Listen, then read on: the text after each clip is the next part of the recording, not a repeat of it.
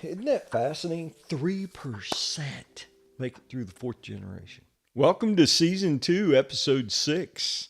Today we're talking about employees, hiring family, and what that looks like, what to look out for, what the advantages are, what the benefits are, etc., and what the cons are to hiring family. My name is Brad Hogan. I'm a business guy here in Central Florida. If you're joining me for the first time, I'm just answering questions and talking about subjects and topics that you guys are interested in. So one of the questions I get is it legal to hire family? Absolutely, 100%.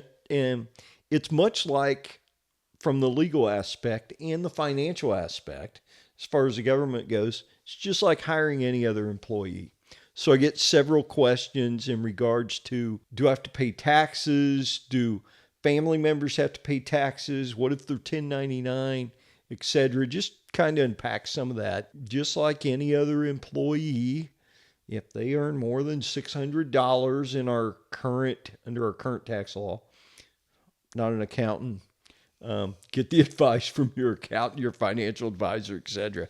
But basic 1099 is if someone earns over $600, you need to report it to the IRS. And it's the same for family members. So there are a couple little advantages too. If you do have family members under the age of 18, you won't necessarily pay that FICA, which would be Social Security, and what else is in there? I'm not sure if it's Medicare, but look into that. Dive into that a little deeper. But for the most part, having a family member's just like any other employee when it comes to pay. It is legal. There's no one that cares more about your business than you do. No one. For the most part, when we have family member and it's a good situation, they may be looking to take over the business. They may feel vested in the business. A lot of it's that relationship. Is this a son? Is it a daughter? Is it a spouse? Does this just happen to be a distant cousin that is the brother of somebody's mother's cousin's aunt's uncle that you don't really know, and their family? Different scenario, different situation. You may have a brother-in-law or sister-in-law that's very interested and has your best interest at heart and is working in your business. It's just kind of case-by-case basis. What can happen is the carryover from business into family, where it never ends. So it's very important to draw some clear boundaries. What are they? I mean, are we not going to talk about the business at Thanksgiving? Or is it no big deal? Is it kind of natural? We live this thing 24/7. This is what we talk about. It's just kind of up to you where you want it to go, but you need to draw the boundaries. If we talk about larger corporations, what's that look like? Do they have family working in there? What is the HR policy within the corporation? Let's talk about Fortune 500s for a moment, and let's glean something from them.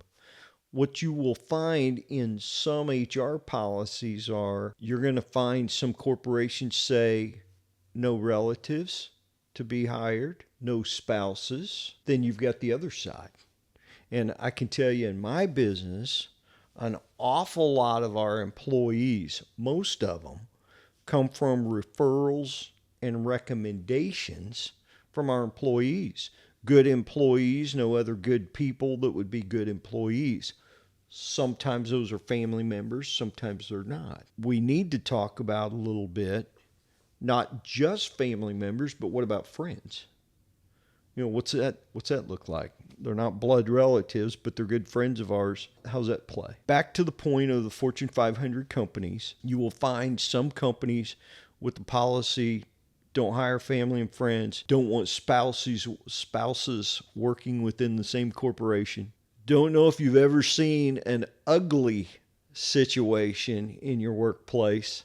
I've seen it when I was younger, and it wasn't my company, but there was a couple that was dating, and they were mid-20s. They owned the business, and they were working together. Man, it was it was a small office.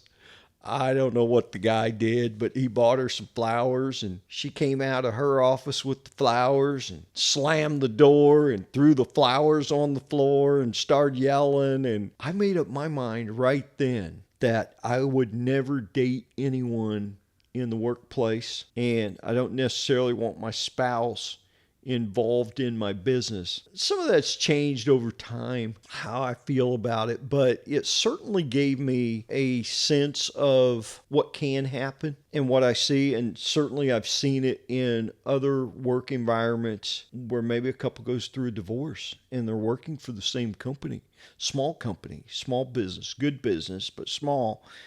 It's just a ripple effect throughout the company. I mean, who are you going to side with? Type thing. It can be strenuous. Those are some of the downsides. But again, let's go back to policy. And I like to go back to policy because at the crux of this whole thing, I think the linchpin, the determining factor for all of this is policies and procedures run companies, not people. Don't get me wrong. People are one of the key ingredients within my business and should be within your business. That's what's going to make your business and make it go. But we need those policies for longevity. They give us a basis. They give us a marker. It's very, very, very important. 99% of us don't have those foundational pieces. Most businesses do not have a business plan. It's those foundation pieces of policies. What are your HR policies? What are your hiring practices, etc.? What you'll find within the Fortune 500s, you say, oh, well, this company's so big. Of course, there's relatives working here. That's in most of them. But what you'll find in those HR policies are no direct reports to relatives. So if there's a relative anywhere within that company, they cannot directly report to or sometimes be within the organization of someone that's a relative. That also comes into play too as we dissected how high up is one of the relatives. Because if you've got a VP of a Fortune 500, one of the relatives somewhere is falling underneath them, chances are. Okay, but not interacting every day, how much influence is there, etc. Favoritism can be a thing within a corporation. Does a manager feel pressure because that's my relative to treat them differently? Just kind of leave it at that. But how's that play out? So no direct reports. Also, you'll find within the Fortune 500 companies, no one can be on the board or committee that's hiring when it's a relative applying for the job. So we don't want undue influence, etc. Basically, what we're talking about here, whether it's family or friend, are they carrying their weight?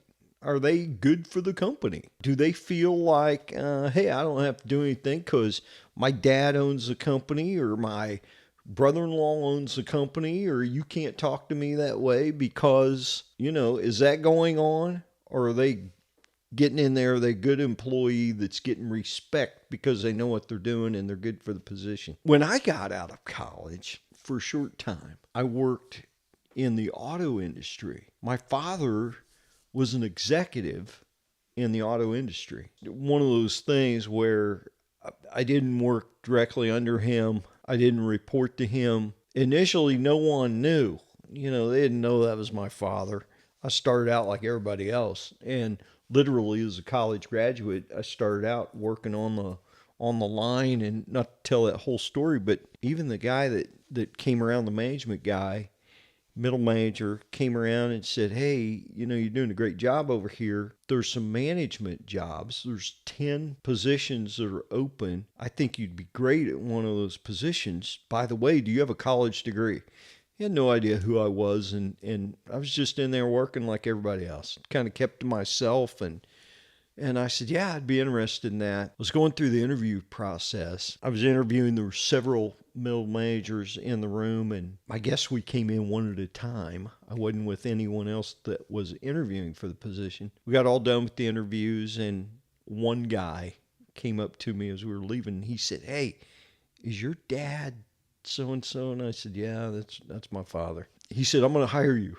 So I just got in there and did my job. Never had any undue influence from my father. Then I felt like I wanted to be on my own, and no disrespect, no regret, no hard feelings, no animosity, none of that stuff. And of course, at home or privately, my father, I'd go to him and ask him about different situations I was in as I was learning. He was able to help me that way as his son, but never any conflict with the boss or managers or other people or anything like that. But I left that situation because I wanted to be on my own. Left there and went on to get a master's degree while at the employment place and et cetera, et cetera. But yeah, I was in that situation. And today I've got 3 children and they've all worked for me in my business, in my company, just kind of going through college. So my son actually roofed his way through college. He was out there in the hot sun, in Central Florida working like everybody else. There was days I felt special that I was able to work with him on the roof. Those days are special when I'm able to teach him my trade and my craft. But for the most part, he was working with the other guys and able to carry his weight, and that makes me feel good that, he was good at his job. And then my daughters, they worked in the office. They reported to someone else. And for the most part, got along, a kind of a college thing. Ironically, when my son, he went to work in another profession, software engineer, he called me. This is several years later. He called me and said, hey, I'm thinking about making a change. And I said, okay, professionally, what are you thinking about doing? And he said, well, I'm thinking about getting back into roofing. I'm like, here we go. Can't get away from it. He has just been a tremendous asset, the mind and mentally. And if we've got a family member that can really add value and just take us to the next level, there's nothing like it. There's nothing more rewarding for them to feel vested. Communication, again, so important. So what's the policy? I'll hire family. They've got to be the best person for the job. I'm not just hiring someone because they're related. I'm not just hiring a friend because they're a friend. It's a two-way street. They've got to be qualified like everyone else. What you need to be cautious of is know yourself. Are you a person that cannot, if you get in a position where someone's not performing, do you have a problem with letting that person go because they're family, because they're friends? What's that do to your family? What's it do to your relationship, your friendship, if that in fact happens? Or are you of the mindset, hey, I have no qualms. If they're not getting the job done, I'm firing them today, and whatever happens, happens. You need to know who you are. So don't put yourself in a position that you don't want to be in. In my personal family, we just talk about business all the time. It's not all we talk about, but we talk about it, and I've got the attitude with my family. It's my business. This is my family. I'm careful not to show favoritism openly, but privately will talk to my family, talk to my son. Hey, you're working your butt off. He's got ownership mentality, which really pleases me. And the ownership mentality is whatever it takes. He's not a guy that says, hey, it's after 5 o'clock. I'm not answering the phone. I'm not working. It doesn't matter if it's 11 o'clock at night. If something needs to be done, he does it. And because of that, I'm able to talk to him privately and say, hey, if you need some time, if you need a day, if my 3-year-old grandson's not feeling good or you want to go to the park, the theme park or something, take the day, go. And that's only because truly, genuinely, he's earned that. And he feels some ownership in the business. Let's make this thing better. Let's take it over. Let's take it to the next level. Let's go. It's just a case-by-case basis, for all of us. I want to talk about, too, the downside and tell you a little bit about what that looks like. I was a little bit younger, had my own business. It was thriving, doing great, making good money, and place just on fire. We were just blazing the trail. I had a friend call me. He knew business was good, and business for him was not going so well, he said, "Hey, can you put me to work? Do you have a job?" I said, "Absolutely, 100%, man. Come on over. I'll put you to work, and here's the steps." I walked him through what I went through, not verbally, but this is a system. You start here. You need to understand part A before we can go to part B. Well, this is a sales position. You need to understand what we're doing up front here in the first part so you can effectively do the sales position. And that's what I went through. And it was a little worse for me. I mean, I sat there for 3 months and didn't make a sale. And I'm paying 23 guys as I'm starting this company. I'm paying them every Friday, and I'm several hundred thousands of dollars into this deal. I remember laying in my bed at night just looking at the ceiling thinking, oh my gosh, I mean, is this thing not working? I'm $700,000 into this thing. Am I ever going to get my money back? And then eventually, we made a sale, made 2 and made 3, and it clicked. It took that long for me to figure it out. But what's important is it was that process of figuring it out. Day after day after day, it was just a grind from 7 a.m. to 7 p.m. I worked Monday through Saturday, just continuous. It was over 3 months before I made a sale. So my buddy comes in, and I said, okay, you start over here. Here's your desk. Here's what you're doing. Here's the task. Let's get to it. And he's in a room with a bunch of other people. There's a couple hundred people in this room. My mindset is I know my buddy, and I know he's a good guy, and I know he's a strong sales guy. He's got those skills. I'm going to move him through fairly fast. I expect him to perform at a very high level, and then I'm quickly going to move him over where he can make the really big money. How do you make $20,000 a week? How do you do that? Let's get you moved over. That's my mindset. We got to noon on the first day. He came in my office, shut the door, and he said, "Hey, what do you got me doing out here? I mean, I'm a closer. Let's go make some money. What do you got me out here with all the other people for?" I felt like it was a personal attack. I kind of bowed up inside, and I thought, man, so you're better than me? I mean, that's what I'm thinking. That's not what I said. I remained cool, and I said, well, this is a job. This is what you need to go through. Maybe this isn't for you. But I know he needed to go through this process in order to be successful in this other stage. He quit. Wasn't for him. He thought he was wasting his time. But it was me standing my ground, having the maturity to stand my ground. We remained friends. It was different after that. There was a second friend. I'm going to call him an acquaintance. Same thing. He's like, oh man, you got all this money, and same deal. He worked about half a day, and then I didn't know him as well. And he called me some names, and, I don't know if he felt like I owed him something because we had friends in common or what. I don't know if I was just supposed to give him money, write him a check, but, that didn't work. They're not following the system.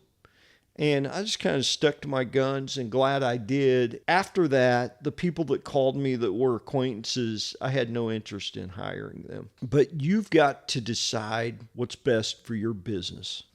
As we talk about other corporations, there's some successful ones out there. We've got Walmart. It's family owned, family operated. Yes, now they've brought in some other people maybe to run the company. But as I talk about the Walmarts, I think about Comcast. That's family owned. BMW, Nike, Mars. All those businesses, multi-generation, family owned businesses being handed down, taken to the next level. Those are success stories. You need to know the reality, and here is why policies and procedures are so important. And the commonality about the ones I just named that are large corporations, they've all got policies and procedures in place. These are the staggering statistics. 30% of businesses will make it through the second generation. 70% will fail. They just don't have the same vision. Third generation, 13% of businesses will make it through the third generation, and a staggering 3% will make it through the fourth generation. There's two schools of thoughts as we grow a corporation. I teach this and I talk about this. One school of thought is it's your business, it's your company, it's your vision. So you're going to stay with it. You're going to grow that company and you're going to learn as you go. The second school of thought, and I've done both of these, I've taken this company as far as I can. I need to bring in an operator, a CEO, a president to take us to the next level. That's why these businesses fail. They're just family run, second generation. These are my kids. This is my son. This is my family. They're going to run it. Well, the failure rate's very high. That's on us. Let's get these things in place. Let's have a succession plan so we can have generational wealth and the lineage can continue throughout our family. Should I have my kids take over my business? Man, that is like a loaded question. It comes back to who are they? Who are your kids? Are they looking at it as, hey, this is a free paycheck, this is a great business? Or are they actually ingrained, involved, taking this thing over, taking it to the next level? Are they growing the company? Are they collecting a paycheck and they're on vacation somewhere all the time? I've seen kids come in, take it over, and these kids are so smart, so educated. They've got ideas and they're going next level. They blow this, take a small business, just blow it up, into something that, the parents couldn't see. I've been involved in, I've financed companies that were second and third generation, great businesses. The kids were just on vacation. The business was just on the decline, but it was so strong where it started. They rode that. I was so financially vested that eventually I took it over, and when I took it over, I sold it. That ended that third generation business. Are you hiring family and friends or not? That's up to you. It's up to each individual. The most important thing is getting policies and procedures in place so that your business can continue into the future. Love you guys. See you in the next one.